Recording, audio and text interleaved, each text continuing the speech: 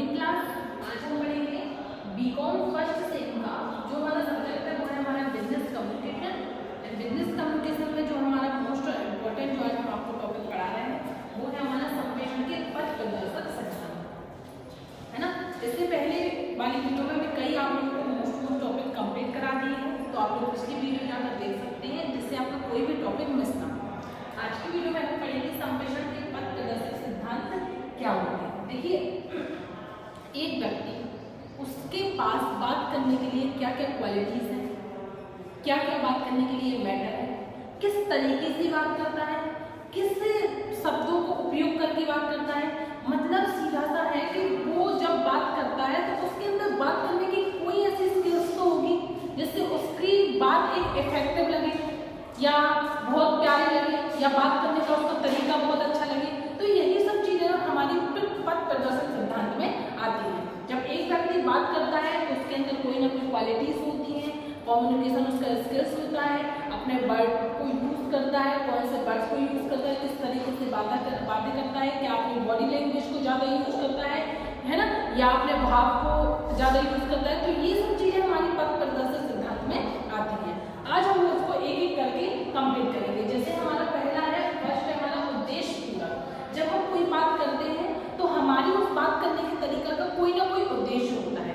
उद्देश्य मतलब जैसे हम आपसे कुछ कह रहे हैं तो हमारा कुछ उद्देश्य है। हम आपसे कह रहे हैं आपको स्टडी करनी है तो हमारा उद्देश्य क्या रहेगा, हम चाहते हैं कि आपका रिजल्ट अच्छा है। एक नहीं, देखो आपकी स्टडी करने का मतलब है कि आपका रिजल्ट अच्छा है ना, कि हमारा बहुत अच्छा रिजल्ट आया, हम पढ़े, हमारा रिजल्ट बहुत अच्छा आया, परसेंट बहुत अच्छी होने की। और हमारा आपको पढ़ने कहने का मतलब है कि हम चाहते हैं कि आपका रिजल्ट अच्छा है। तो कोई ना कोई उद्देश्य होता है। जब हम कोई बात करते हैं, चाहे वो किसी भी प्रकार की बात हो, तो उस बात के पीछे हमारा कुछ ना कुछ उद्देश्य होता है और हम चाहते हैं कि हमारे बात करने से ये हमारे उद्देश्य की पूर्ति हो जाए। तो पहला है हमारा उद्देश्य पूरक, दूसरा है हमारा भाषा पूरक। देखो, कोई ना कोई लैंग्वेज यूज करते हैं। जैसे हम आपसे बात करेंगे तो कौन सी लैंग्वेज में बात करेंगे, नॉर्मल हिंदी में बात करेंगे, थोड़ी बहुत इंग्लिश में यूज कर लेंगे, है ना, हमारे भाव भी वही होंगे।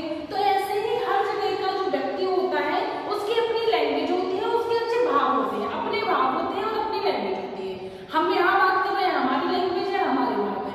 अगर जगह जैसे हम आपको स्टडी से रिलेटेड बात कर रहे हैं तो हमारी लैंग्वेज तो रहेगी जो हम नॉर्मल यूज करते हैं, और भाव हमारे क्या है, हम चाहते हैं कि आप पढ़ लें और आप चाहते हो कि हम पढ़ लें। ऐसे ही हर एक सेक्टर में, जैसे कोई बिजनेस से रिलेटेड बात करता है तो उसका बिजनेस से रिलेटेड भाव होते हैं, है ना। तो दूसरा हमारा भाव और भाषा। फिर तीसरा है हमारा संक्षिप्तता। संक्षिप्तता का मतलब होता है शॉर्टनेस। शॉर्टनेस मतलब कि हम जब अपनी बात करते हैं तो हम चाहते हैं कि कम से कम शब्दों में हम अपनी बात को स्पष्ट कर दें, है ना, कि कम से कम शब्द बोलना पड़े और हमारी बात स्पष्ट हो जाए, सामने वाले को समझ में भी आ जाए और हमें फालतू की पंचायत भी ना फैलाने पड़े, है ना। तो संक्षिप्तता का मतलब होता है कि कम से कम शब्दों में अपनी बात को कहना, कम से कम शब्दों में अपनी बात को खत्म करना। फिर हमारा चौथा उपयुक्त माध्यम। उपयुक्त माध्यम मतलब एक ऐसा चैनल होना चाहिए जिसके थ्रू हम आपसे बात कर सकें, आप हमसे बात कर सको। अगर आप कॉलेज पढ़ने आ रहे हो तो ये कॉलेज भी अपना माध्यम है। अगर आप घर पे फोन से पढ़ रहे हो तो फोन आपका माध्यम है। अगर आप लैपटॉप से पढ़ रहे हो तो लैपटॉप आपका माध्यम है ना। तो उपयुक्त माध्यम होना चाहिए। नेक्स्ट है हमारा शोर कम करना।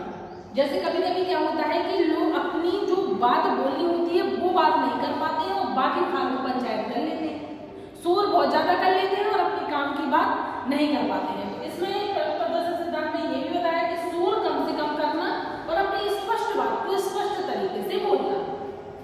फिर हमारा नेक्स्ट ध्यानपूर्वक सुनना। अगर कोई सामने वाला अपनी बात को बोल रहा है तो हमें भी ध्यानपूर्वक सुननी है, तभी तो हम उसको फीडबैक दे पाएंगे। यदि हम बोल रहे हैं तो सामने वाला भी ध्यानपूर्वक सुने, तभी वो हमारा फीडबैक दे पाएगा। फिर नेक्स्ट है हमारा शारीरिक संबंधों पर नियंत्रण। कभी कभी क्या होता है, किसी व्यक्ति से जब हम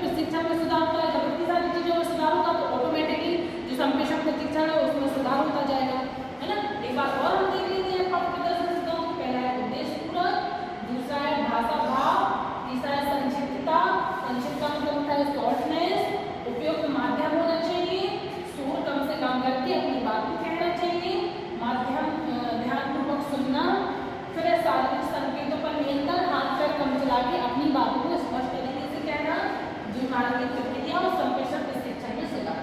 साथ ही आप लोगों को बता दें, आप लोगों को जो day by day topics by topics complete कराया जा रहा है, तो आप लोग अपने नोट तैयार करते जाएं, जिससे आपको परीक्षा के समय में किसी भी प्रकार की कोई भी दिक्कत नहीं आएगी। अब आप लोग नोट कर लें।